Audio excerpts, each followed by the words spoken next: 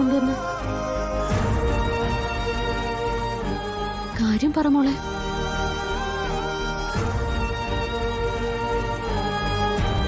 Mock സംസാരിക്കാൻ കഴിയില്ലേ? ഓ, ഈ കുട്ടി ഊമയാണല്ലേ? ഇത് ഈ കുട്ടിയുടെ അമ്മയുടെ കുഴിമാടമായിരിക്കും. അതിനെന്തിനാ സമൃദ്ധി ഈ കുട്ടി ഇങ്ങോട്ട് നിർബന്ധിച്ചു കൊണ്ടുവന്നത്? മോൾക്ക് സംസാരിക്കാൻ പറ്റില്ലെന്ന് മനസ്സിലായി. മോൾ എന്താ ഉദ്ദേശിച്ചേ? ആരുടെ കുഴിമാടോ ഇത്? മോളുടെ അമ്മയാണോ?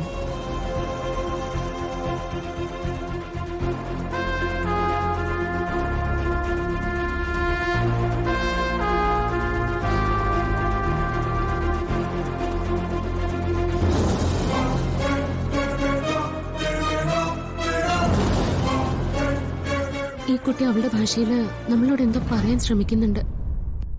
പക്ഷെ എന്താന്നും മനസ്സിലാവുന്നില്ല.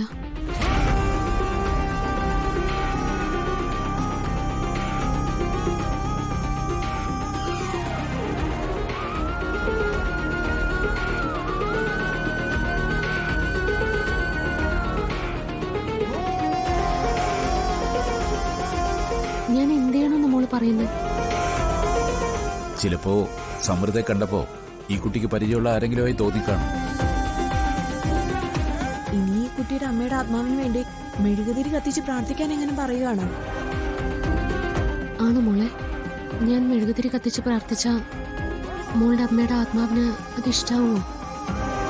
പാവം, അതിന്റെ ഒരു വിഷമം നോക്ക്. സ്വന്തം അമ്മയ്ക്ക് വേണ്ടി പ്രാർത്ഥിക്കാൻ പോലും ദൈവം അതിന് നാവ് കൊടുത്തില്ല. പ്രാർത്ഥിക്കുന്നതിന് നാവ് വേണ്ടല്ലോ, മനസ്സ് മതിയല്ലോ. മോളുടെ അമ്മയുടെ ആത്മാവിന് വേണ്ടി ഞാൻ മെഴുകുതിരി കത്തിച്ച് പ്രാർത്ഥിക്കാം.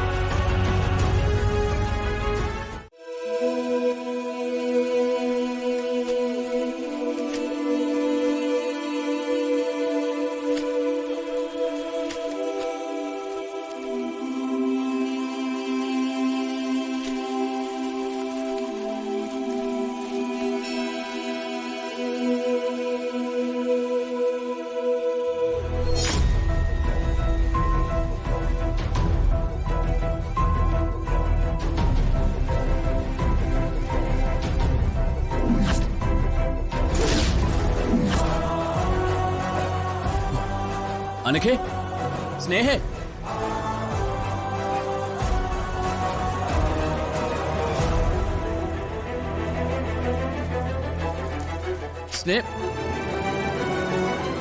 ചായ. നീ വാർത്ത കണ്ടോ? എന്ത് വാർത്ത? നോക്ക്.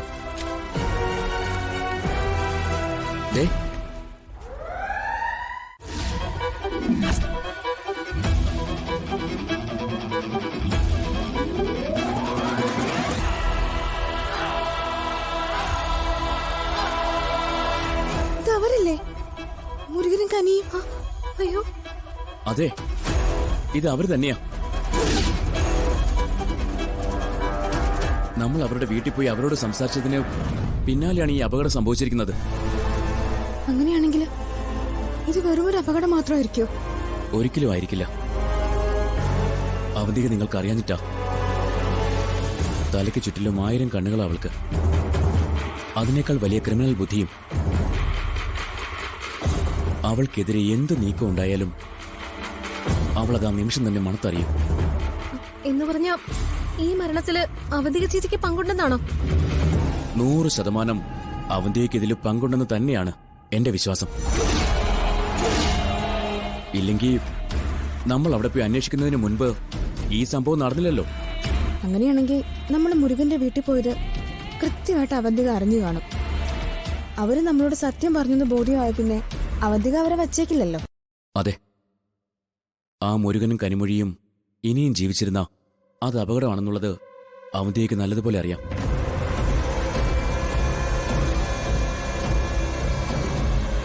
തെളിവുകളൊന്നും അവശേഷിക്കാതിരിക്കാനായിട്ട് അവന്തിക്ക് അവരെ ഇല്ലാതെയാക്കി.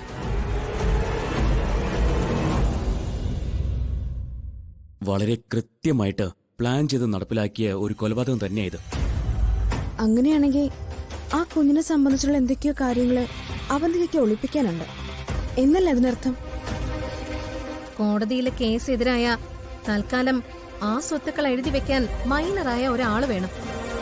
ആ ചിന്തയിലായിരിക്കും കുഞ്ഞിനെ ദത്തെടുത്തത്. ഇപ്പൊ ആ കുഞ്ഞിനെ കുറിച്ചുള്ള രഹസ്യങ്ങൾ തേടി നമ്മൾ മുരുകന്റെയും കനിയുടെ അടുത്തേക്ക് ചെന്നപ്പോ അവരെയും അവന്തിക തീർത്തു. ഇതിനകത്ത് മറ്റെന്തൊക്കെയോ കാര്യങ്ങള് ചുറ്റിപ്പിണഞ്ഞു കിടക്കുന്നു എന്നാ എന്റെ സംശയം. ജീവിക്കാൻ പോലും നിവൃത്തിയില്ലാത്ത മുരുകനും കനിയും കൂടി വഴിയിൽ നിന്നും കിട്ടിയ കുഞ്ഞിനെ വളർത്താൻ പറ്റാതെ അതിനെ ഓർഫനേജിൽ ഏൽപ്പിച്ചു. അവർക്ക് പ്രശ്നങ്ങളൊന്നും ഉണ്ടാവാതിരിക്കാനായിട്ട് മരിച്ചുപോയ സ്വന്തം കുഞ്ഞിന്റെ ബർത്ത് സർട്ടിഫിക്കറ്റും അവിടെ കൊടുത്തു. അവന്തിക ചേച്ചിക്കും അവരെ അറിയായിരിക്കുമല്ലോ. അതുവരെ ചേച്ചി അവരെ നിരീക്ഷിച്ചുകൊണ്ടായിരിക്കും ഇരുന്നത്.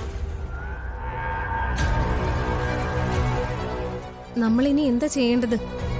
ആകെ ഉണ്ടായിരുന്നൊരു തെളിവാ മുരുകനും കനിമൊഴിയും. അതും ഇല്ലാതായി. കുട്ടിയെ ദത്തെടുത്തതിനു പിന്നാലെ എന്നെങ്കിലും ഒരിക്കൽ തനിക്ക് നേരെ ഇങ്ങനൊരു അന്വേഷണം വരുമെന്നുള്ളത് അവന്റേക്ക് ഉറപ്പുണ്ടായിരുന്നിരിക്കണം.